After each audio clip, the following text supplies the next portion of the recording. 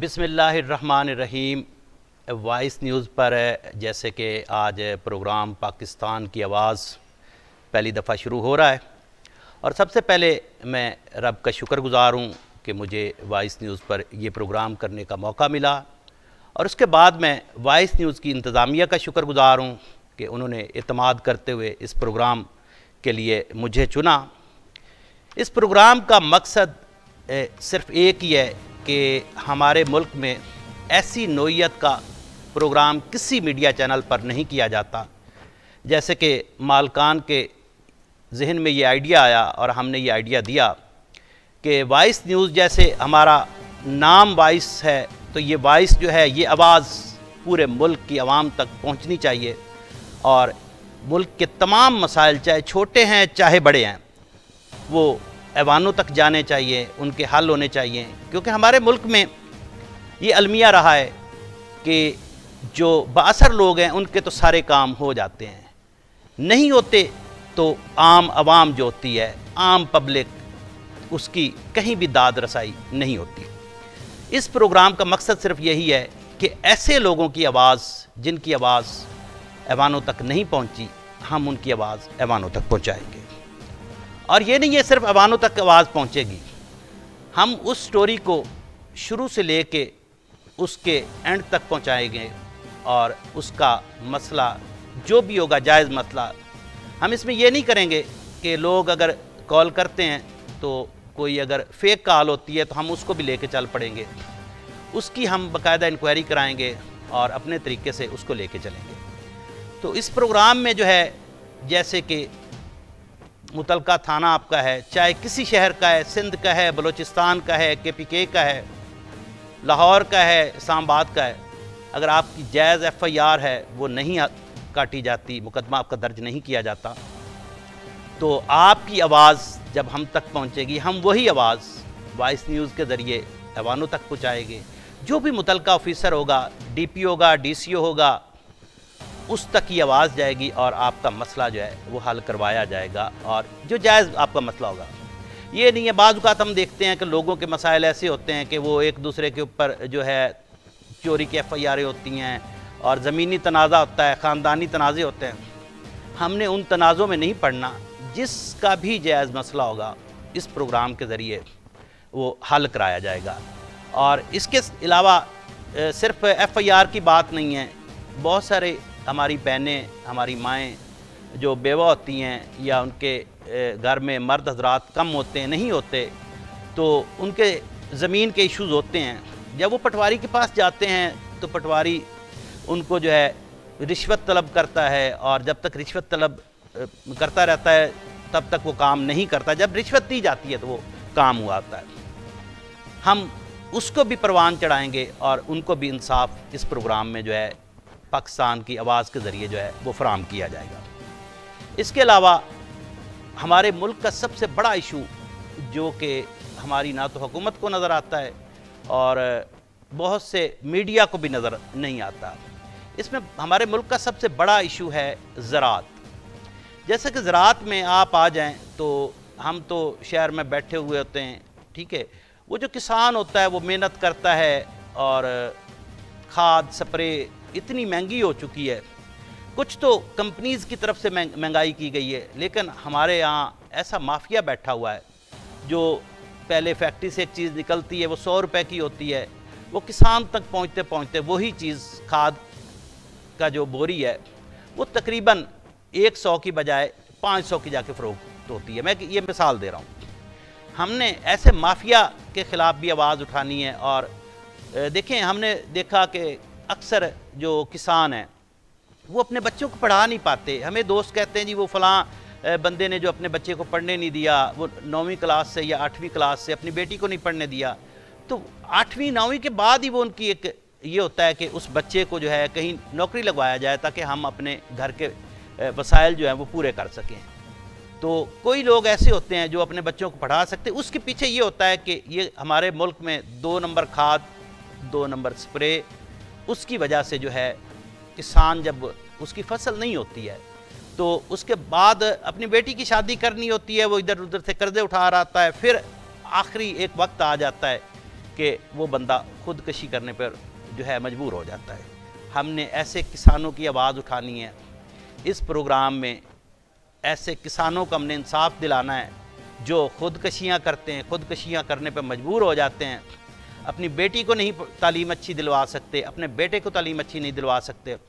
ये प्रोग्राम ख़ास कर उन किसानों की आवाज़ जो है बनेगा और हम ऐसे माफिया को भी फिर जो है इंशाअल्लाह हाथ डालेंगे और कानूनी तरीके से कि ये 2 नंबर स्प्रे, 2 नंबर खादें क्यों आती हैं, कहाँ से आती हैं, इनका कौन जो है पीछे बैठा हुआ है, कौन सा माफिया जो है ये इनको ब्लैक करके बेचता है। तो इस प्रोग्राम का मकसद ये भी है कि हमने उस किसान को इंसाफ दिलाना है, ऐवानों तक उनकी आवाज़ पहुँचानी है। देखिए, किसानों के हवाले से आज तक आप देख दें कि किसी मीडिया चैनल ने जो है आवाज़ सही तरीके से नहीं उठाई। दूसरी जानिब बहुत सारी किसान तंजीमें बनी हैं, मगर किसान तंजीमों के अपने मसाइल तो हल हुए हैं, मगर उस आम किसान का मसला हल नहीं हुआ। तो वॉइस न्यूज़ जो है पाकिस्तान की आवाज़, ये उन किसानों की आवाज़ बनेगा। और आज देखिए तारफ़ी प्रोग्राम है, हमारी कोशिश है कि आज जो है पहले सिर्फ इस प्रोग्राम का मकसद आपको बताया जाए ताकि इसका मकसद आप तक पहुंच सके और उसके बाद आपको हम अपने नंबर देंगे बाकायदा। स्क्रीन पर वो नंबर जो है आ रहे होंगे रोज़ाना की बुनियाद पर। ये प्रोग्राम पीर से लेके जुमेरात तक जो है ये लाइव हुआ करेगा 1 से लेके 3 बजे तक। इस प्रोग्राम का ड्यूरेशन हमने इसलिए ज़्यादा रखा है कि ताकि पाकिस्तान की आम आदमी, आम आवाम तक हमारी आवाज़ पहुँचे, और जब हमारी आवाज़ पहुँचेगी तो उसके ज़रिए उनकी आवाज़ जो है उस कॉल के ज़रिए आपकी एक कॉल आपको इंसाफ की दहलीज तक ले जाएगी। आपकी एक कॉल जो होगी इस प्रोग्राम में इंशाअल्लाह अल्लाह ने चाहा तो आपकी दुआओं से, अवाम की दुआओं से ये प्रोग्राम भी आप लोगों ने इसको प्रोग्राम को कामयाब करना है और आपकी कामयाबी उस कॉल के ज़रिए होगी जिस कॉल के ज़रिए आप कॉल करेंगे और इंशाअल्लाह वो कॉल ऐवानों की जो दीवारें हैं उनको हिला के रख देगी। और इसके बाद जो है अहम इश्यूज़ जो बहुत सारे हैं, हम जो छोटे इलाके हैं, बड़े इलाकों में तो देखें बड़े बड़े हस्पताल्स हैं, उनमें मेडिसिन जो है फ्री दी जाती है, लेकिन आज भी ऐसे इलाके हैं जिनका कोई पुरसाने हाल नहीं है। छोटे इलाके चले जाएं, जैसे चीचावतनी से आगे आप गांव में चले जाएं, शक्करगढ़ से आप आगे गांव में चले जाएं, मियाँ चन्नू चले जाएं, आप दुनियापुर चले जाएं, आप गड़ी शाहू चले जाएं, आप लड़काना चले जाएं। ऐसे इलाकों में इस वक्त अगर पाकिस्तान का सबसे बड़ा मसला ये भी है एजुकेशन और हेल्थ। इंशाअल्लाह हेल्थ के मसाइल को हल करने के लिए भी जो है पाकिस्तान की आवाज़ में जो है हम 100% कोशिश करेंगे कि ये छोटे छोटे इलाकों के जो दवाइयों के मसाइल हैं, बहुत सारी इलाकों में वैक्सीनेशन जो है वो नहीं मिलती, वैक्सीन नहीं मिलती, लोग तड़प तड़प कर जो है अपनी जान दे देते हैं। इसके अलावा हस्पताल में दवाइयाँ आती हैं, उसमें हस्पताल में एक बहुत बड़ा माफिया बैठा हुआ है जो उन दवाइयों को फ़रोख्त कर देता है, लेकिन मरीज़ जब जाता है तो उसको एक पर्ची थमा दी जाती है कि जाएँ जी ये आप बाहर से दवाई लेके आएँ। अच्छा, वही दवाई जो आपका हक है, वो दवाइयाँ आपके लिए फ्री गवर्नमेंट से आती हैं, तो क्योंकि ये एक पूरा माफिया है जो मिल के काम कर रहा होता है। वही दवाइयाँ जो हस्पताल की स्टोर से आपको मिलती हैं, वही वाली जो बाहर फ़रोख्त करते हैं सरकारी अमला, वही दवाई आपको मिलती है, वही दवाई वो फिर आती है। और एक और चीज़ कि ये छोटे अस्पताल में जो ख़ासकर सरकारी अस्पताल में, उनमें वो दवाई जब आती है आधी वो मरीज़ को जो है इस्तेमाल में आ जाती है, आधी दोबारा वो वापस चली जाती है उसी मेडिकल स्टोर पे। तो ये इस मुल्क का अलमिया है, इस पर भी हमने नज़र डालनी है। हस्पताल के हवाले से जितनी भी शिकायत होंगी, चाहे सिंध की होगी, चाहे KPK की होंगी, गिलगित की होंगी, कश्मीर की होंगी, बलूचिस्तान की होगी, पंजाब की होगी, वो आपकी शिकायत जो आपके मुतलका डिपार्टमेंट हैं उन तक पहुँचाना हमारा जो है वो अवलीन तरजीह होगी। और उसमें जो है भी हम आपको इंसाफ दिलाएंगे। जैसा कि आपकी चीज़ें हैं, मेडिसिन फ्री में मिलती है तो वो आप तक पहुंचनी चाहिए, उसके लिए कोशिश हम करेंगे। इसके अलावा एजुकेशन है, इंतहाई अफसोस है कि हम दीगर चीज़ों पे तो काम कर रहे होते हैं, मगर जिस पे हमने काम करना है वो हम नहीं कर पाए। एजुकेशन हमारा अहम जुज़ है, हमारे मुल्क का अहम जुज़ है, क्योंकि एजुकेशन में पाकिस्तान जो है बहुत पीछे है। तो स्कूलों की हालत ज़ार ये है कि आप चले जाएं, लाहौर से निकल जाएं, गवर्नमेंट के स्कूलों की पोजीशन दिन ब दिन ये हुई है, क्योंकि गवर्नमेंट के स्कूल में जो है आम घर का आम बच्चा आता है, ठीक है। तो वो क्योंकि प्राइवेट स्कूल जो ये इंग्लिश नामों वाले स्कूल आ गए, उनमें वो बच्चे अपने नहीं पढ़ा सकते, तो उसके पास आखिरी ऑप्शन यही बचता है कि गवर्नमेंट के स्कूल में जाए। जब वो गवर्नमेंट के स्कूल में जाता है तो वो जो टीचर हैं उन्होंने ख़ुद बहुत सारे प्राइवेट स्कूल्स बनाए हुए हैं, वो उस स्कूल में जो है तालीम देने की बजाय वो अपने प्राइवेट स्कूल में जाता है। तो हमने ऐसे लोगों का भी रास्ता रोकना है, क्योंकि जब तक आम आदमी का बच्चा नहीं पढ़ेगा, आम आदमी का बच्चा तालीम हासिल नहीं करेगा, तो हमारा मुल्क जो है तरक्की नहीं कर सकता। तो तालीम के हवाले से भी हमने इस प्रोग्राम में रोज़ाना की बुनियाद पर इशूज़ उठाएंगे। और आपकी मैं फिर ये कह रहा हूँ कि एक कॉल जो है इंसाफ की दलील तक ले जाएगी, और हमने जो जितने भी सूबों के स्कूल हैं, ख़ासकर गवर्नमेंट के स्कूल, क्योंकि उनके ऊपर हमने काम करना है, और अल्हम्दुलिल्लाह कि हम उस पर बहुत सारा इम्प्लीमेंट भी करवाएंगे, और आम बच्चे जो हैं, आम घरों के बच्चे, उनको इंसाफ दिलाने में भी अपना जो है किरदार अदा करेंगे। इसके साथ साथ जो है हेल्थ भी हो गया आपका, उसके बाद आपको किसान भी हो गए। तो फिर इशू आ जाता है कि ख़ासकर जब ब्यूरोक्रेसी बैठी हुई है तो उनको आप फ़ोन करवा देते हैं, किसी भी मिनिस्टर का करवा देते हैं, क्योंकि सियासतदान भी, अगर हमारा मुल्क इस वक्त देखें बहुत पीछे रह गया है, हर लिहाज से पीछे। हमारे हमसाया ममालिक जो हैं वो बहुत सारी तरक्की कर गए हैं, लेकिन नहीं की तो पाकिस्तान ने नहीं की। अगर देखा जाए तो जितने वसाइल पाकिस्तान के में हैं, इतने वसाइल शायद दूसरे ममालिक की तरफ नहीं है। तो इसमें जो है हमने अपने मुल्क के वसाइल को और मसाइल को, जो वसाइल हैं हमने उनको भी उजागर करना है, जो मसाइल हैं, मैं दो बातें करके, वसाइल भी और मसाइल भी। वसाइल को भी उजागर करना है कि ये हमारे पास वसाइल हैं और हम इस्तेमाल नहीं कर पा रहे। दूसरी जानिब हमने ये करना है कि हमारे पास जो है ख़ासकर मसाइल जो हमारे मुल्क के हैं वो हमने पाकिस्तान के ऐवानों तक पहुँचाने हैं। सूबाई जो होंगे सूबाई असम्बलियों तक पहुँचाएँगे, जो नेशनल होंगे वो हम कौमी असम्बलियों तक पहुँचाएँगे। और जो वुज़रा ने काम करने थे, इंतहाई अफसोस कि उन वुज़रा ने भी अपना किरदार अदा नहीं किया। जो मीडिया ने करना था, मादरत के साथ, क्योंकि एक मुस्बत पाकिस्तान, हमें मुस्बत पाकिस्तान चाहिए, पॉजिटिव पाकिस्तान चाहिए। पॉजिटिव पाकिस्तान के लिए हमने जो एक इमेज हमारा बनना चाहिए था, वो इमेज अभी तक नहीं बन पाया। कभी हमें कोई ताना दिया जाता है, कभी कोई ताना दिया जाता है। तो इसके ज़िम्मेदार हमारे सियासतदान हैं, जिनको हम आम इलाकों में अपना वोट देते हैं। तो वोट के बाद वो जाके असम्बलियों में जब पहुँचते हैं, तो मैं नहीं समझता हूँ कि जाके वो किसी आम आदमी की उन्होंने आवाज़ उठाई हो या आपके इलाके का आम मसला उन्होंने कभी हल किया हो, मैं नहीं समझता हूँ। तो इसके ऊपर भी हमने काम करना है। और ख़ास कर जो ब्यूरोक्रेसी है इस वक्त पाकिस्तान में, खुदारा उसका तो बिल्कुल कोई पुरसाने हाल नहीं। जब आप किसी MNA की, किसी वडेरे की, किसी बासर शख्स की कोई भी काम आपको पड़ता है, तो आप जो है सिफारिश करवाते हैं तो आपका काम हो जाता है। अच्छा, अब जब आपका काम हो जाता है फिर भी नहीं होता, तो उस वक्त हमें इंतहाई अफसोस होता है कि अब सिफारशी बंदा तो काम करा लेता है, वो आम आदमी जिसके लिए ये प्रोग्राम रखा गया है, जिसके लिए वाइस न्यूज़ इंतज़ामिया ने इस प्रोग्राम का जो है शुरुआत की है कि इसमें आम आदमी को रिलीफ दिलवाया जाए, आम आदमी को इंसाफ फराम करवाया जाए। देखिए, हम खुद तो कुछ नहीं कर सकते, हम तो खुद आपको इंसाफ फराम नहीं कर सकते, फिर भी आपको उस डिप्टी कमिश्नर ने इंसाफ फराम करना है, उस DPO ने इंसाफ करना है, ठीक है। और उसके अलावा जो है ख़ासकर जो उस थाने का SHO होता है, जो पटवारी होता है, हमारी ज़िंदगी जो आम आदमी की है उसी में फंस कर रह गई है। जैसा कि पटवारी है और एक SHO है थाने का, तो हमारे मुल्क के सियासतदानों ने आम आदमी को पटवारी और SHO की सियासत में जो है वहीं फंसा दिया है कि ये वहीं जो है इनके मसले मसाइल हल होना, और ये पटवारी और SHO जो हैं ये आवाम को वहीं परेशान करते रहें। अच्छा, दूसरी बात ये, जो बासर लोग हैं वो उनकी FIR भी हो जाती हैं, यहाँ तक कि जो SHO उनके डेरों पे जाके FIR काट के देता है। अगर उनकी ज़मीन का कोई इशू है तो वो उनके घर पे जाके फ़र्दें जो भी हैं या कंप्यूटराइज रिकॉर्ड जो है वो बना के देता है।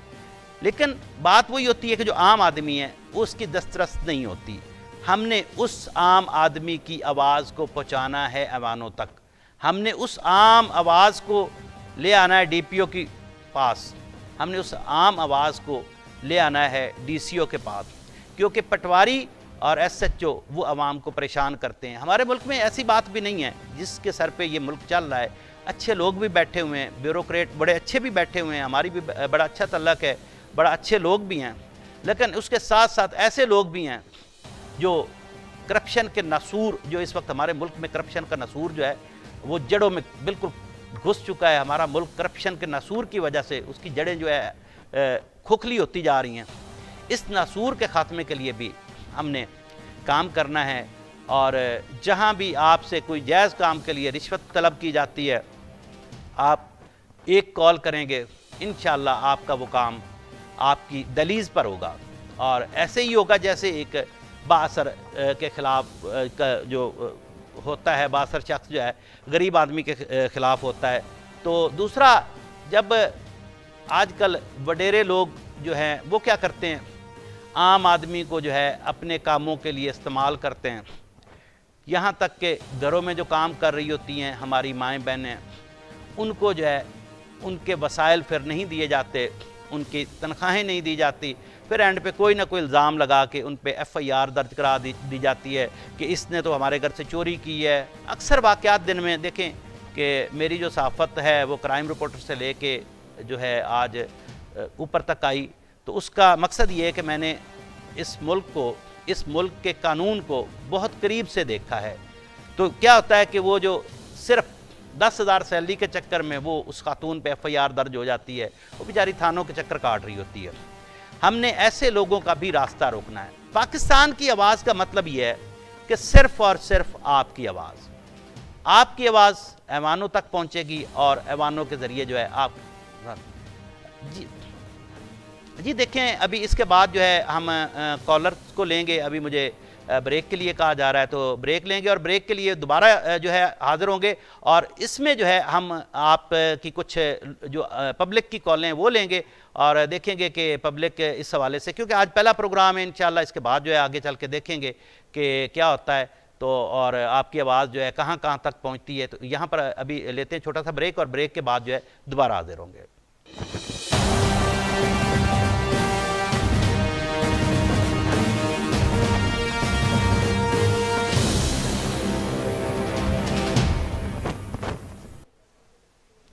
वेलकम बैक जी। पाकिस्तान की आवाज़ प्रोग्राम का सिलसिला वहीं से जो है शुरू करते हैं, क्योंकि हेडलाइन के लिए हमने ब्रेक ली थी। तो इस प्रोग्राम का मकसद सिर्फ यही है, आवाम की आवाज़ ऐवानों तक पहुंचाना। और इसमें जैसे कि मैंने बताया था आपको कि कॉलर्स को लेंगे और उसके बाद उनकी मसाइल जो है वो सुनेंगे, और इंशाअल्लाह कल के प्रोग्राम में जो है हम इंतज़ामिया जो है, जो भी उस शहर का मेयर होगा, उसका पुलिस ऑफिसर होगा, उसको भी हम बाकायदा तौर पे लाइन पे लेंगे और उनके मसाइल के हल की तरफ जो है हम अपना कदम उठाएंगे। और पाकिस्तान की आवाज़ जो है ये इंशाअल्लाह पूरे पाकिस्तान में आवाज़ गूंजेगी, और इस आवाज़ के ज़रिए आपके मसाइल जो है वो ऐवानों तक पहुँचेंगे। और इस वक्त जो है एक कॉलर हमारे साथ मौजूद हैं, तारिक माहीवाल साहब, उनसे बात करते हैं कि वो क्या कहेंगे। राजनपुर जो है एक पंजाब का आबाई ज़िला है, और उनसे अभी बात करते हैं। अस्सलाम वालेकुम तारिक साहब। जी वालेकुम सलाम मेहरमीद साहब, वालेकुम सलाम। मैं बेहद मशकूर हूँ, आपने मुझे अपने प्रोग्राम का हिस्सा बनाया, और मैं बेहद मशकूर हूँ वॉइस न्यूज़ की टीम का, जिन्होंने मुझे टाइम दिया अपने मसले मसाइल, अपने इलाके के मसले मसाइल पे उजागर करने के लिए। तो मैं तारिक माहीवाल, दस्ती मेरा जिला रहीमियर खान है, और तहसील लियाकतपुर है, तहसील लियाकतपुर का शहर है जैनपुर सिटी, ठीक है। और मेरी कौम सर दश्ती है। तो सबसे पहले तो मैं आप वॉइस न्यूज की टीम को और आपको खिराज तहसीन पेश करता हूँ। जिस तरह आपने ये प्रोग्राम निकाला और ये जब एड्स आ रहे थे पाकिस्तान की आवाज, तो मुझे ये लग रहा था कि ये वाहिद चैनल है जो सिर्फ वाहिद चैनल है, यही एक प्रोग्राम निकाल रही है और पाकिस्तान की आवाज, एक मुआशरे की आवाज, कौम की आवाज ये चैनल उजागर करेगा। मैं बेहद मशकूर हूँ वॉइस न्यूज टीम का। और उसके साथ साथ जब आज प्रोग्राम आज मैंने देखा, जब आप आगाज कर रहे थे अपना इस प्रोग्राम का तारुफ कर रहा, तो मुझे बेहद खुशी हुई है। मैंने अपनी फैमिली को बताया और उसके साथ मैसेज टेक्स्ट के ग्रुप में के वॉइस न्यूज ये वाहिद इदारा है जो एक बड़ा प्रोग्राम पाकिस्तान की आवाज के नाम से बात ये है, शुरू कर दिया, आगाज कर दिया है। तारिक साहब, इस प्रोग्राम का जो मकसद है, अब आपसे मैं दरख्वास्त करना चाहूंगा कि मुझे कुछ वक्त दिया जाए, तो ताकि मैं मेरे इलाके के जितने भी मसले मसाइल हैं वो मैं आपके सामने रख सकूं, आप कौम के सामने रख सकूं। मुझे आपकी तरफ से कोई इजाजत चाहिए। जी तारिक साहब, आप बिल्कुल, ये प्रोग्राम जो है वो आपके लिए है, ये आपका प्रोग्राम है। ये वॉइस न्यूज़ इंतज़ामिया के तामन से जो है ये प्रोग्राम किया जा रहा है और प्रोग्राम का नाम भी इसलिए पाकिस्तान की आवाज़ रखा गया है कि पाकिस्तानियों की आवाज़ जो है वो ऐवानों तक पहुंचाई जाए। और तारिक साहब, आपके इज़्ला के बहुत मसाइल हैं और इसके साथ साथ ये प्रोग्राम आपका है, आप के को हम जो है आपके लिए लेके आए हैं। आपको जितने भी मसाइल हैं आप हमारे साथ डिस्कस कर सकते हैं और इंशाअल्लाह ये आपकी जो मुतलका इंतज़ामिया, ये आपके तमाम तर मसाइल जो हैं उन तक पहुंचेंगे। जी तारिक साहब। जी बहुत शुक्रिया, बहुत शुक्रिया। मैं रमीज साहब, एक बार फिर मैं आपका शुक्रिया अदा करता हूँ। ये देखें कि अब गुज़श्ता 75 साल से ये दौरे हुकूमत है पाकिस्तान की, जब से पाकिस्तान बना है, और उसके बाद हमारे जो मसले मसाइल हैं, क्योंकि हम तो हमारी पैदाइश भी उसके बाद हुई, अभी मेरी 96 की पैदाइश है। उससे पहले जितने मसले मसाइल इलाके के होंगे वो तो हमारे बड़ों को पता, लेकिन जब से हमने होश संभाला, हमें अपना मसले मसाइल हमारे सामने आए, तो वो मैं आपके सामने, अपनी कौम के सामने, मुल्क के सामने, पाकिस्तान के सामने, अब मौजूदा हुकूमत के सामने रखना चाहता हूँ। ये है कि मेरा अमीर साहब के जब तकरीबन गुज़श्ता 15-20 साल से हम एक हमारा MNA है मखदूम सैयद मुबीन अहमद सिंह, ठीक है, उसके वालिद साहब हैं मखदूम अहमद आलम अनवर सिंह, ठीक है। अहमद आलम अनवर सिंह जो मखदूम थे, उसका इंतखाबी निशान साइकिल होता था। तो वो हमें याद है, बस तकरीबन हमारी उम्र होती लगभग 6 और 7 साल की लगभग में होगी आई थिंक। तो मेरे बड़े भाई उनके सपोर्टर थे और उसके बाद उनकी उम्र संभल न सकी। अभी वो हयात हैं, लेकिन इनकी ये हालत नहीं है कि वो इलेक्शन लड़ सकें या कोई कैंपेन कर सकें। उनके फर्जंद मखदूम सैयद मुबीन अहमद आलम अनवर सिंह, जो हमें NA 175 हल्का लगता है, अब वो मौजूदा पहले नून लीग में थे, तो हमारी पूरी कौम दश्ती उनके साथ थी, नून लीग में चली गई, तो वो फिर नून लीग ही हुकूमत बनी, मियां नवाज शरीफ वज़ीर आज़म बने। उसके बाद इमरान खान पाकिस्तान के वजीर आजम बने 2018 में। तो फिर वहां से उन्होंने पार्टी से मुनहरफ होकर PTI में जाने का फैसला किया। हमारी पूरी कौम उनके साथ चली गई PTI के साथ, तो फिर वजीर आजम इमरान खान बन गया। तो अब जो आपके सामने जो ये मुनहरफ अरकान हुए हैं, ये अदम इत्मीनान पेश की गई थी जो गुज़श्ता हुकूमत वफाक की तरफ से पाकिस्तान तहरीक इंसाफ की हुकूमत की अदम इत्मीनान के जरिए गिराई गई थी। तो उन मुनहरफ अरकान में से हमारे MNA मखदूम मुबीन अहमद आलम अनवर सिंह भी शामिल हैं इसमें। अब वो चले गए हैं पाकिस्तान पीपल्स पार्टी में, ठीक है। मेरा ये मकसद है कि हमें जहाँ पे भी धकेला जा रहा है, मतलब हम वो जिस इमरान खान भी कहता है और भी कहते हैं कि भेड़ बकरियों की तरफ हमें जहाँ भी कहते हैं हमें इस्तेमाल किया जा रहा है। अब हमारे इलाके में इतने मसले मसाइल हैं। बस तारिक साहब एक मिनट मैं यहाँ पर जो है आपकी बात का थोड़ा जवाब भी देता चलूँ। तारिक साहब, मसला ये है कि देखें, आप और आपके बड़े जो है एक सियासी लीडर को सपोर्ट करते आए हैं, ठीक है।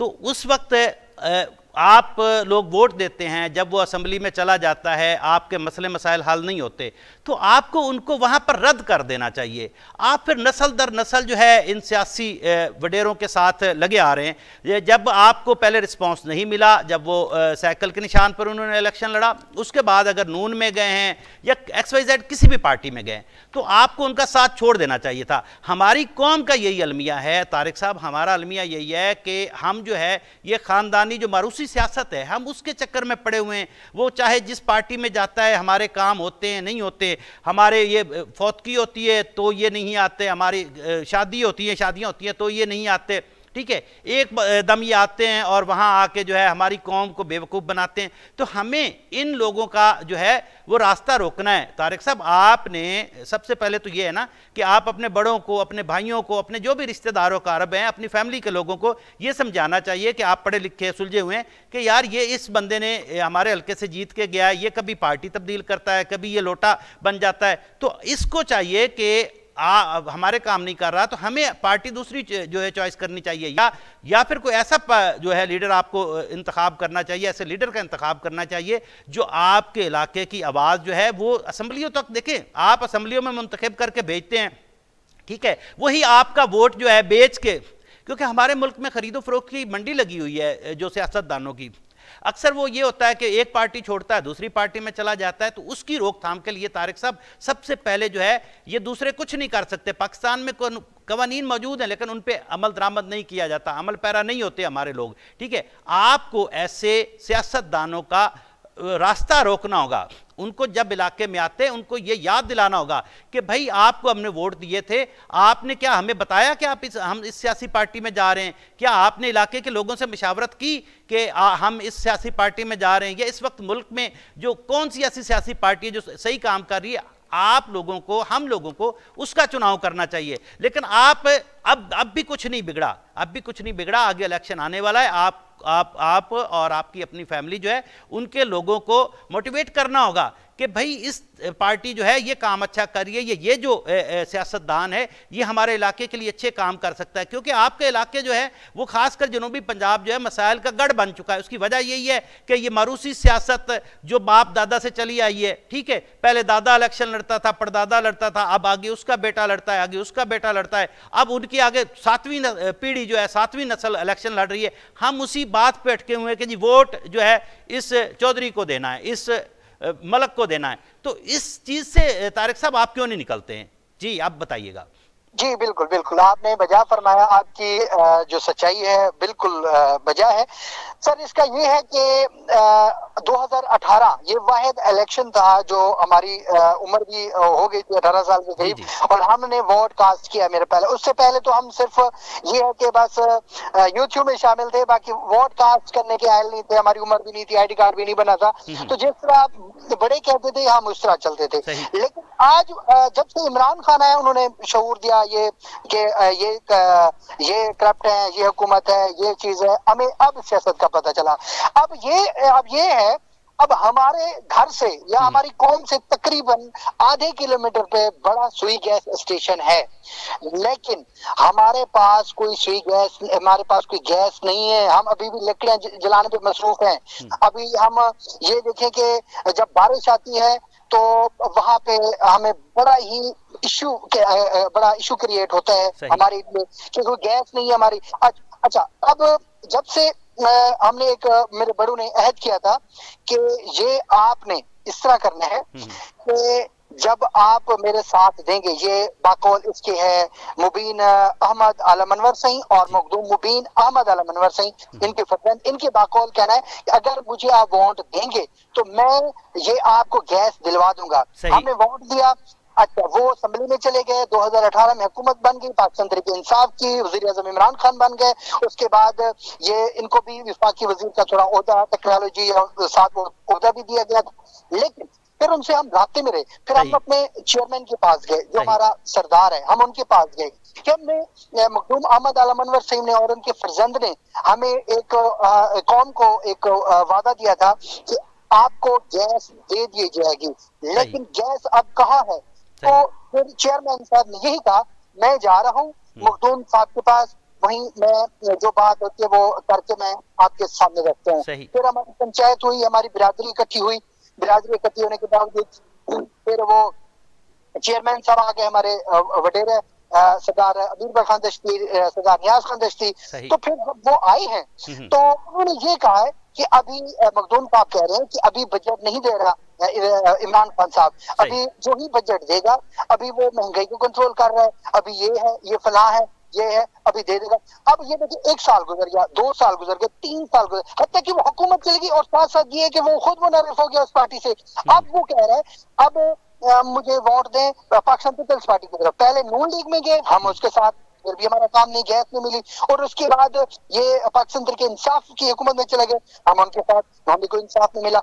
उसके बाद अब ये चले गए अब पाकिस्तान पीपल्स पार्टी में चले गए कि हमने बिलावल भुट्टो जरदारी जब वजीर आजम होगा आपके तमाम मसाइल हल होंगे, आपकी गैस आ जाएगी, आपकी बिजली आ जाएगी, आपके जो गरीब हैं जिनको जो साहिब इस्तात नहीं है तो उनके लिए हमने एक ट्यूबवेल का हम वो इंतजाम कर रखा है। तारिक साहब यहाँ एक चीज और ऐड करना चाहूंगा।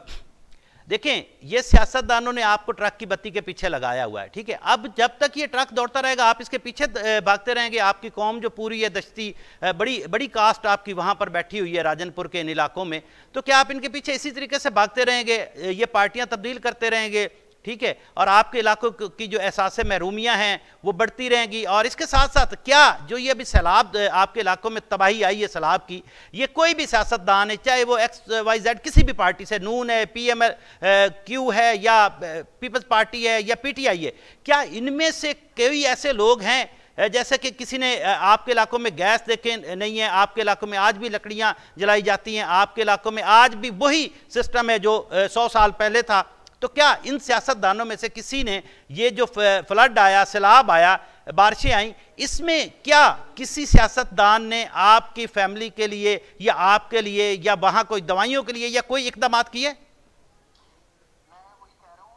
बिल्कुल आपकी बात बजा है सर। ये देखें कि जितने भी अब बड़े हैं हमारे वडेरे हैं, अब वो कहते हैं कि मखदूम अहमद, आलम अनवर सही, मखदूम मुबीन सही, इनके बड़े एहसानात हैं हम पर, ये हम इनके अलावा किसी को वोट नहीं देंगे। अब मैं आपको अपने इलाके की ये कंडीशन बता दूं, जितनी भी यंग जनरेशन है जो हमारे नौजवान है वो सारे इनसे मुनहरिफ हो चुके हैं। ये अपना के मखदूम मुबीन अहमद, आलम अनवर सिंह को या मुबीन सिंह को, ये जहां भी जाएंगे हम वोट नहीं देंगे। जहां पे पाकिस्तान तरीके इंसाफ के चेयरमैन जिसको टिकट देंगे हमारे इलाके में हमने उसको देना है। अब वो MNA MP वाला सिस्टम हमने खत्म कर चुके हैं, हमारी जो उम्मीद की लहर थी वो खत्म हो चुकी है। अब हमारा सिर्फ ये है, हम कहते हैं कि उम्मीद सिर्फ इमरान खान पे है, अब हमारा खत्म है, हमारा जीना मरना खत्म है। हमारा ये सिस्टम अब हो चुका है मेहरमीद साहब कि मैं आपको बताता चलूं कि जितनी भी न्यू जनरेशन है, यंग जनरेशन है, वो सारी सिर्फ इमरान खान को देख रही है कि इमरान खान का बंदा जो भी आएगा।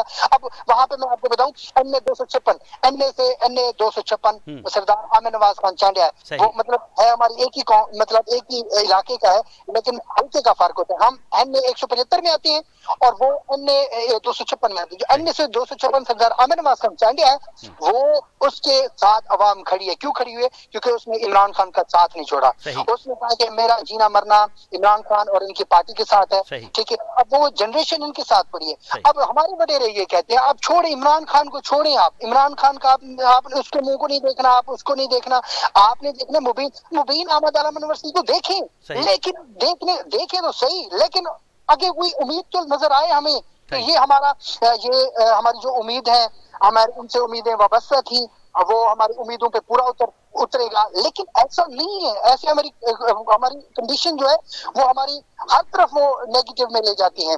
हमें रोड का मसला है सर, हमें जब हम मेरे घर से लेके तकरीबन जो मेरा रोड है ना, मेन रोड, वहाँ तकरीबन 1 से 1.5 किलोमीटर का फासला है। वहाँ 1.5 किलोमीटर जब बारिश आती है ना तो वहाँ कीचड़ होती है, गाड़ी नहीं जा सकती, कोई बाइक नहीं जा सकती, बुरा हाल होता है, दुश्वारी का सामना होता है हमें। अब ये ऐसे जो लीडरान हमारे इलाके में आ जाए तो हमारा क्या बनेगा? हमारी न्यू जनरेशन का क्या बनेगा? आने वाली नस्ल का क्या बनेगा? ये वडेरों के चक्कर में हम मर गए हैं। वो पहले वाले दौर महरमीन सब चले गए हैं। अब जो न्यू टेक्नोलॉजी का दौर है, न्यू जनरेशन का दौर है, सोच में फर्क हो गया है। अब जिंदगी के जो तमाम मामला उनमें फर्क आ गया है। अब ये कुछ नहीं हो सकता। अब तारिक साहब देखें, हमारे पास टाइम बहुत कम है। तारिक साहब, मैं आपको सिर्फ इतना बताऊं कि आप जो नौजवान नस्ल है उसको चाहिए कि बढ़कर आगे हिस्सा लें, बढ़ चढ़कर, और ऐसे सियासतदानों का रास्ता रोकें जो सियासतदान खासकर जिन्होंने इलाके के लिए कुछ नहीं किया, वसाइल होने के बावजूद उन्होंने अपने घरों तक तो वसाइल पहुँचाए हैं, ठीक है, अपने घरों तक सड़कें पहुँचाई, अपने घरों के सारे काम किए, मगर आपके इलाके आज भी उन महरूमियों का शिकार हैं, एहसास महरूमी का शिकार हैं। तो आपको सोचना है, आपको ऐसे लोगों का रास्ता रोकना है जिन्होंने आपके काम नहीं किए। तो आप जो है उनको वोट बिल्कुल ना दें, चाहे वो किसी पार्टी का है। आप उस बंदे को वोट दें जो आपकी आवाज़ आके अवानों तक उठाता है, आपके जो इलाकाई मसाइल हैं उनको हल करके। बल्दियाती, अभी देखें बल्दियाती इलेक्शन आगे आने वाला है, तो आपको इसके ऊपर सोच समझ के कदम उठाना है। तो तारिक साहब, बहुत शुक्रिया कि आपने अपने इलाके के मसाइल से भी आगाह किया। आपके इलाके वाकई ही मसाइल का गढ़ बने हुए हैं। और फिर आपसे इजाजत चाहूंगा। सर, मेरी रिक्वेस्ट ये है कि आपका प्रोग्राम माशाल्लाह बहुत अच्छा है। मुझे उम्मीद है आपका चैनल मेरी आवाज पूरी कौम के सामने रखेगी और पूरे पाकिस्तान मुल्क में और मौजूदा हुकूमत के सामने रखेगी, और हमारे मुल्क के और साथ साथ हमारी कौम के जितने भी मसाइल हैं वो आपके जरिए ही हल होंगे। मुझे वॉइस न्यूज की टीम पे उम्मीद है, आप पे उम्मीद है। तारिक साहब, इंशाल्लाह आपसे वादा करते हैं कि सुई गैस के मसले के ऊपर हम जो है इंतजामिया तक आपकी आवाज़ पहुंचाते हैं। तो बाकी जो भी आपके मसले मसाइल हैं इंशाल्लाह कल के प्रोग्राम में जो है हम सुई गैस अफसरान से भी बात करेंगे इसी के ऊपर। और बहुत शुक्रिया आपका कि आपने जो है अपने कीमती वक्त से जो है टाइम निकाला और आपने अपने इलाके के मसाइल जो है वॉइस न्यूज़ के ज़रिए जो है आपने अवानों तक जो है पहुँचाने के लिए इक़दामात किए, और हम इंशाल्लाह आपके मसाइल के लिए जो है वो आगे बढ़ते रहेंगे। और मैं यही बताऊँ कि तारिक साहब बहुत शुक्रिया, मैं अभी आपको बताऊँ कि पाकिस्तान की आवाज़, इसका मकसद एक ही है, पाकिस्तान के कोने कोने से, पाकिस्तान के हर उस कोने से आप कॉल कर सकते हैं जहां पर ना कोई सियासी वडेरा पहुंचता है, ना कोई ब्यूरोक्रेट पहुंचता है और ना कोई दूसरा। तो मज़ीद कॉलों का जो है वो सिलसिला जारी रहेगा और मज़ीद का जो है कॉलर हम ऐड करते रहेंगे। तो फिर मैं आपको इस प्रोग्राम का मकसद एक दफ़ा दोबारा बता दूं। एक चीज़ और भी साथ में मैं ऐड करता चलूं कि ये प्रोग्राम, जी अभी एक कॉलर हमारे साथ और मौजूद हैं, लाहौर से उसामा मिनाज साहब हैं और वो लाहौर से हैं। उसामा साहब, क्या कहेंगे आप लाहौर के मसाइल के हवाले से? जी अस्सलाम वालेकुम। ये सबसे पहले तो मैं आपको वॉइस न्यूज़ की टीम को बहुत मुबारकबाद देना चाहता हूँ कि ये एक बहुत बड़ा काम है जो आप कर रहे हैं आज के दौर में। जी मीडिया को अच्छे तरीके से भी इस्तेमाल किया जा सकता है, बुरे तरीके से भी इस्तेमाल किया जा सकता है, लेकिन जो अलम हक बुलंद करते हैं वही कामयाब होते हैं। और हमारा जो एज ए मुस्लिम हमारा ये फर्ज है कि हम जो हक की आवाज है उसे पहुंचाएं। तो वॉइस न्यूज़ यकीनन आवाम की आवाज को, पाकिस्तानियों की आवाज को लेकर आया है। तो ये आपका जो प्रोग्राम है वो भी इसी मुतल्लिक है, आपको मुबारकबाद है। वगरना देखा जाए इतने ज्यादा, उसामा साहब ये आपका प्रोग्राम है, ये अवाम का प्रोग्राम है। बेशक ऐसा ही है। आप देखा जाए तो मीडिया के बहुत ज्यादा टीवी मीडिया है, प्रिंट मीडिया है, अवाम की आवाज के लिए ही है, लेकिन यह है कि अवाम की तर्जुमानी अफसोस से कहना पड़ता है अवाम की सही तर्जुमानी आज अगर देखा जाए तो गलियों में, चुराहों में जो अंधे कत्ल के वाकयात होते हैं, जो इज्जत, जो इस्मत दरी के वाकयात होते हैं, उन वाकयात को उठाने के लिए तो बेशुमार हैं, लेकिन ज्यादातर तो उनको दबाने के लिए हैं।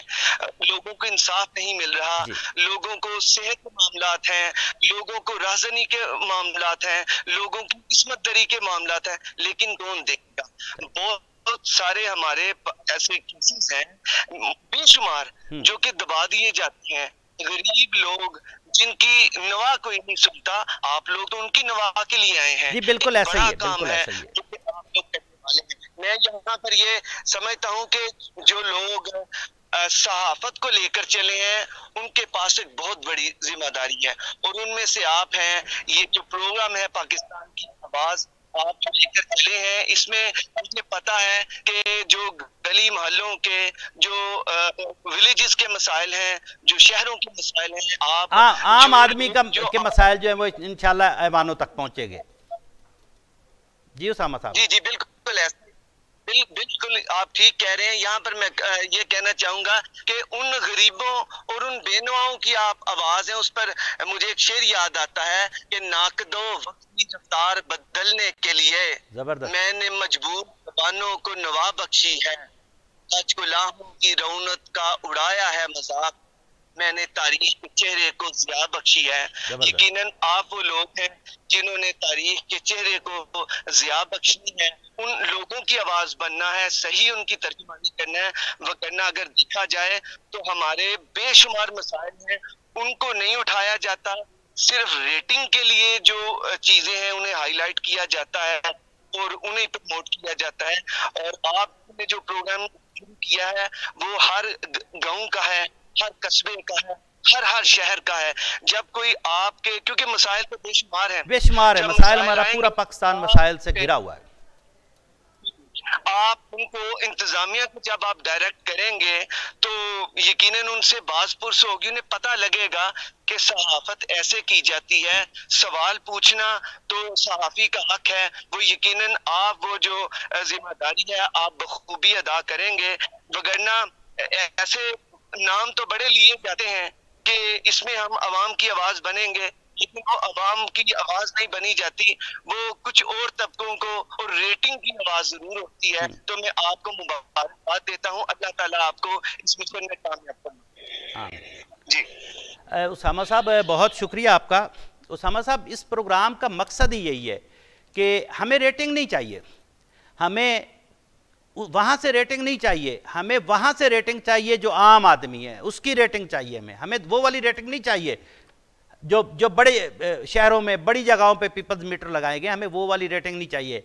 हमें चाहिए तो उस कस्बे से रेटिंग चाहिए, जो छोटा कस्बा है, जो छोटे इलाके हैं उनसे रेटिंग चाहिए।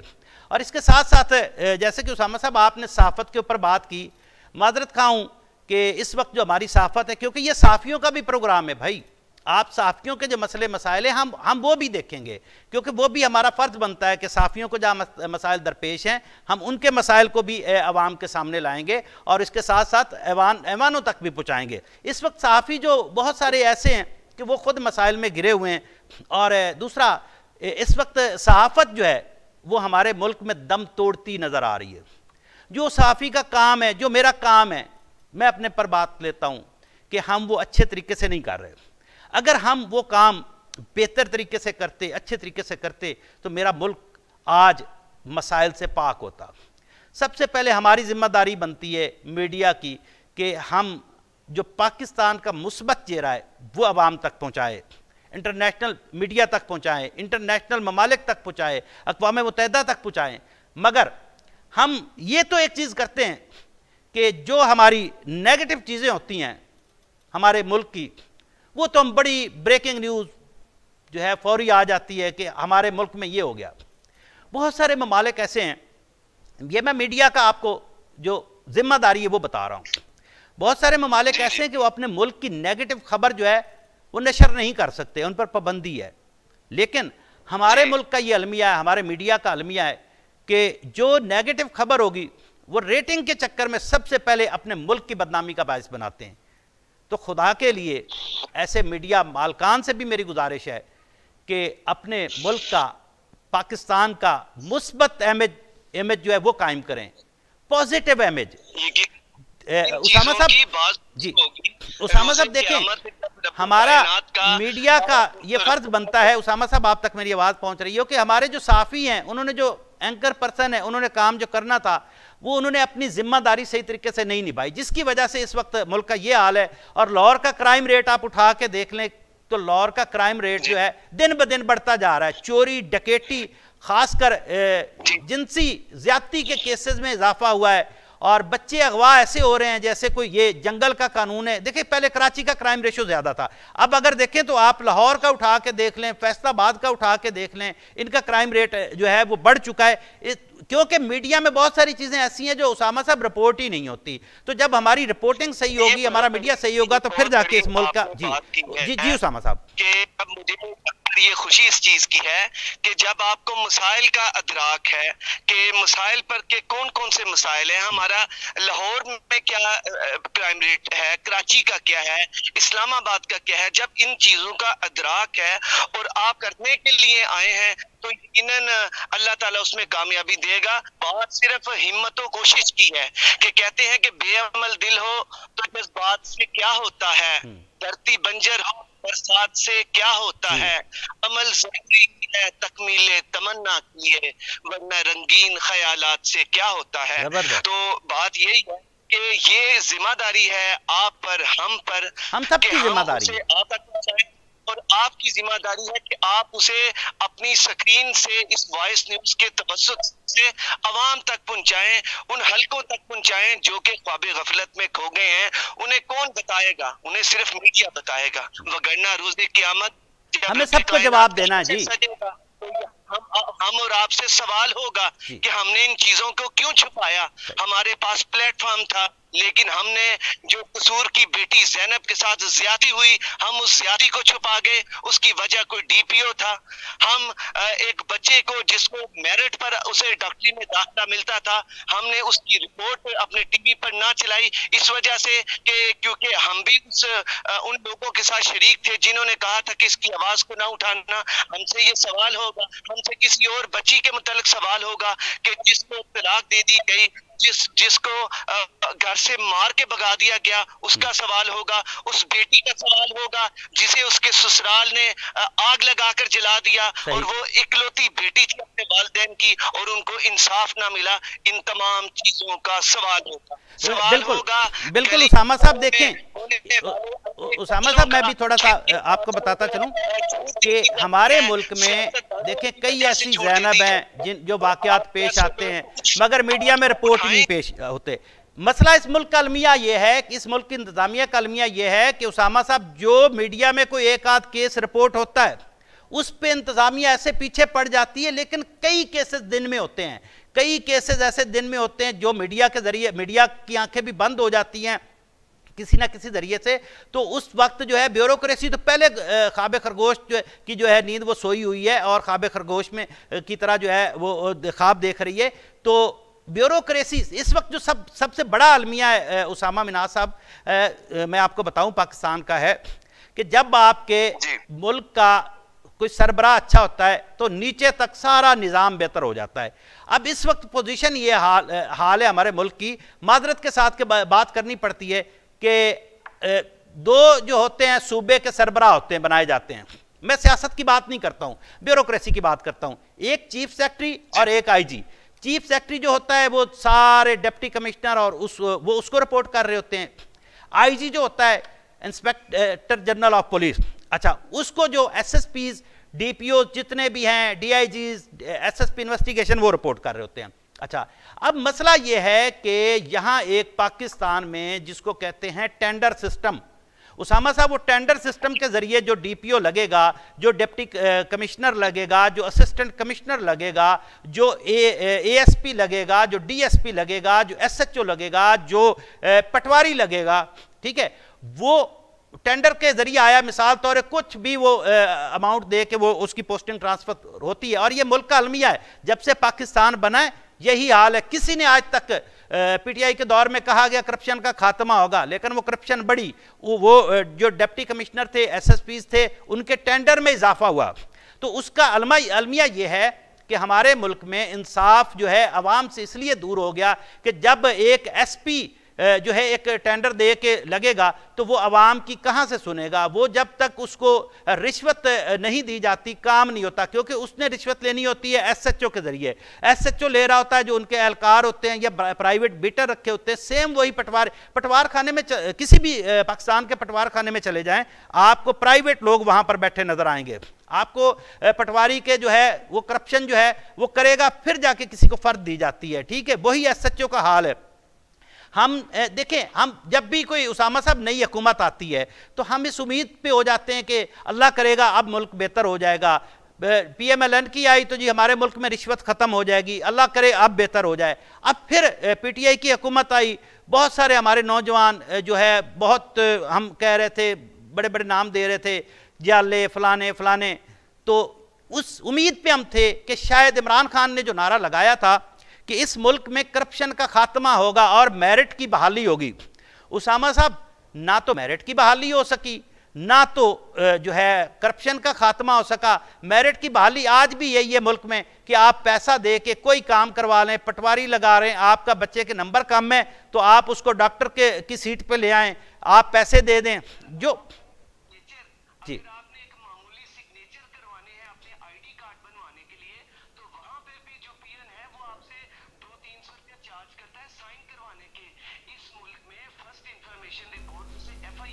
जी फिर इतने बड़े मीडिया हाउसेस बनाने का जब आपने इन चीजों को हाईलाइट नहीं करना? क्यों एक फर्स्ट इंफॉर्मेशन रिपोर्ट तक बेसिक राइट है, उसके उस पे सारा मामला, उसके बाद सारी चीजें आती हैं, अदालत में केस जाना और वो करना। जब ये मामला, तो ये आखिर ये कैसी पुलिसिंग है? ये कब ठीक होगी? इन्हें कब लगाम डलेगी? हमारे टैक्सों के पैसे से पलने वालों को कब पता चलेगा एहतसाब कहां पर होगा? बात ये है उसामा साहब, मैं भी एक चीज और आपको बताऊं, मेरे ऊपर एक दिन ना किसी दोस्त ने सवाल पूछा उसामा साहब कि उसामा साहब मैं भी एक मेरे दोस्त किसी ने मुझसे एक दिन सवाल पूछा कि हमारे मुल्क में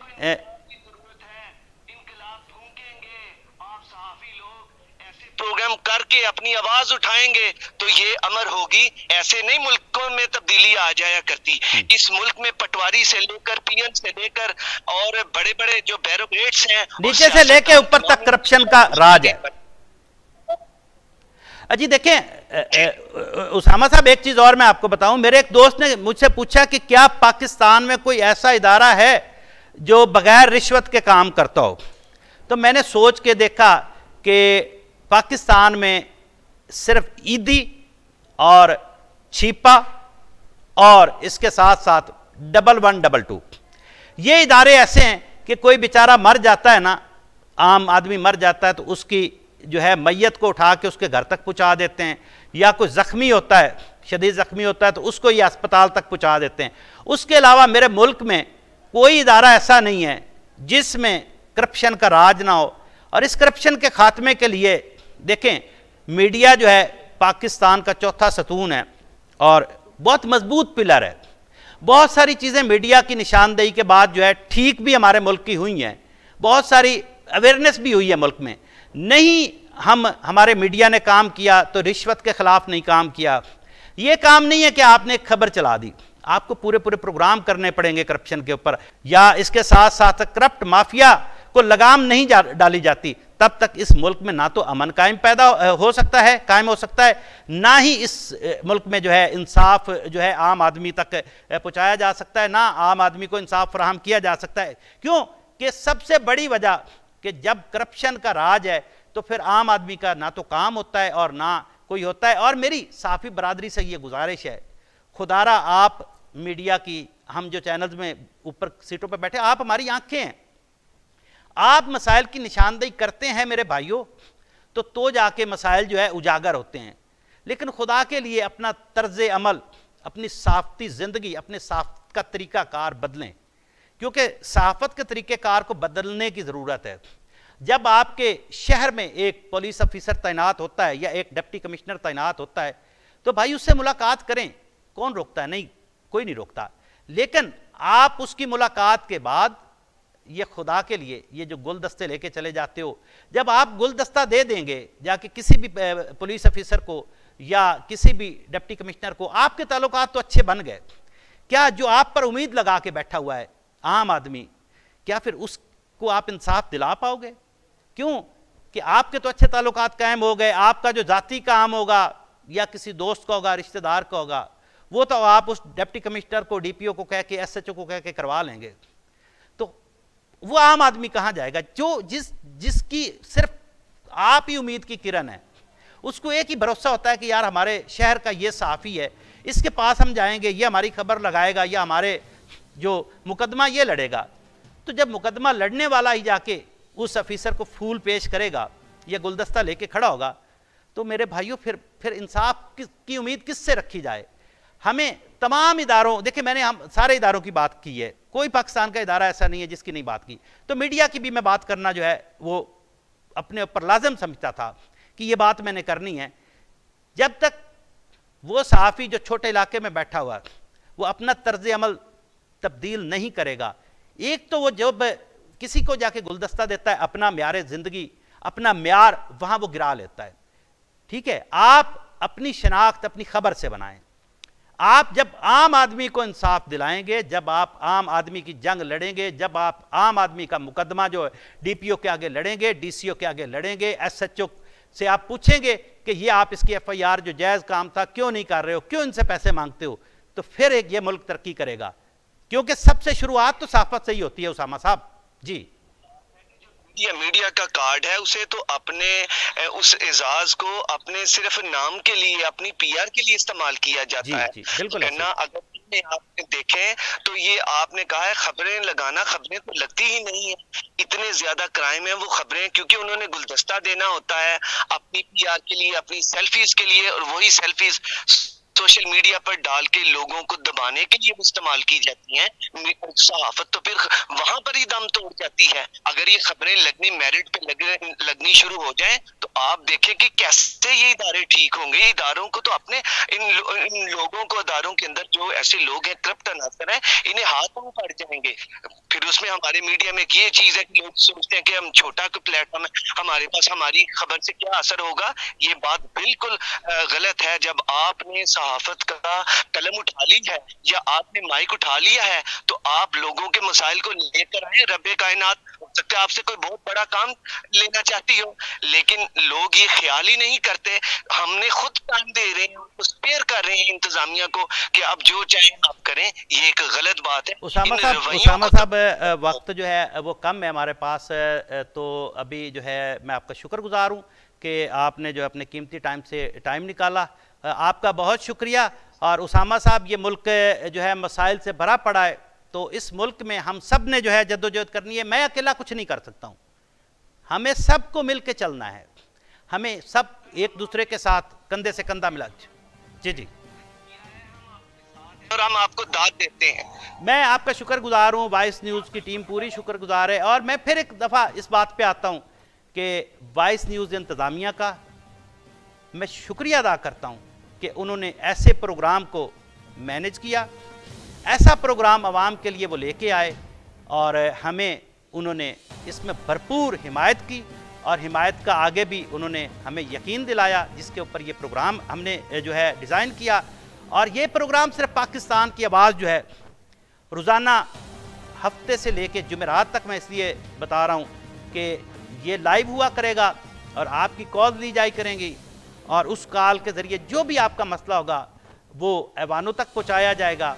और जो आज कॉलर से, जैसे कि राजनपुर में मसला और लाहौर के क्राइम रेट के हवाले से भी कल इंशाल्लाह आपको, आप एक दिन कॉल करेंगे, हमारी कोशिश होगी कि उसी दिन मुतलका ऑफिसर को हम लाइन पे लेके या उस डिपार्टमेंट को लाइन पे लेके आपके मसले का हल और लाइव, और अगर उस दिन नहीं होता तो इंशाल्लाह अगले दिन आपके उन मसाइल का हल हमारे इसी प्रोग्राम में आपको बराह रास्त मिलेगा। और इंशाल्लाह वहाँ का जो मुतलका ऑफिसर होगा वो आपको कॉल करके बुलाएगा, और हम कोशिश करेंगे आपके सामने उनको भी जो है ला सकें, उनकी जो मौक़िफ़ है उनका वो ला सकें। और इस प्रोग्राम की कामयाबी के लिए मैं पूरी कौम से दुआ की अपील करता हूँ, और इसके साथ साथ मैं फिर अपनी चैनल इंतज़ामिया का शुक्रिया अदा करता हूँ। जैसा कि इस प्रोग्राम का नाम ही पाकिस्तान की आवाज़ है, तो फिर मैं यही कहता हूँ कि ये प्रोग्राम जो है वो आपका है, आप सबका है, ये आवाम का प्रोग्राम है। क्योंकि हमें कहीं और जगह से रेटिंग नहीं चाहिए, मुझे आवाम से रेटिंग चाहिए। क्योंकि आवाम तक ये घर घर तक इंशाल्लाह ये आवाज़ पहुंचनी है, और इंशाल्लाह मैं ये आवाज़ पहुंचाऊंगा और पहुंचा के रहूँगा। और अब जो है इशारा दिया जा रहा है कि प्रोग्राम का वक्त बिल्कुल ख़त्म हो रहा है, तो मैं चाहूँगा कि कल भी इस प्रोग्राम को आप देखें और आप अपने मसाइल का इसमें देखें कि हल कहाँ तक हुआ है, और आपके मसाइल के हल के लिए हमारी कोशिश होगी। तो इस पे ही मैं जो है एक शेर के ऊपर जो है प्रोग्राम को ख़त्म करता हूँ। हज़ारों साल नरगिस अपनी बेनूरी पे रोती है, बड़ी मुश्किल से होता है चमन में दीदा वर पैदा। बहुत शुक्रिया। कल इंशाअल्लाह 1 बजे फिर जो है हम हाजिर होंगे इसी टाइम और इसी वक्त, और आपके मसाइल जो है रखेंगे ऐवानों के दीवारों तक, उनकी आवाज़ सुनाई देगी, आपकी आवाज़ जो है ऐवानों तक जो है उसकी गूंज सुनाई देगी। बहुत शुक्रिया। जुड़े रहिएगा वॉइस न्यूज़ के साथ, और आप अपने मसाइल जो है वॉइस न्यूज़ तक पहुँचाएँ और हम आपकी आवाज़ ऐवानों तक पहुँचाएँगे। बहुत शुक्रिया। कल तक के लिए जो इजाज़त दीजिए।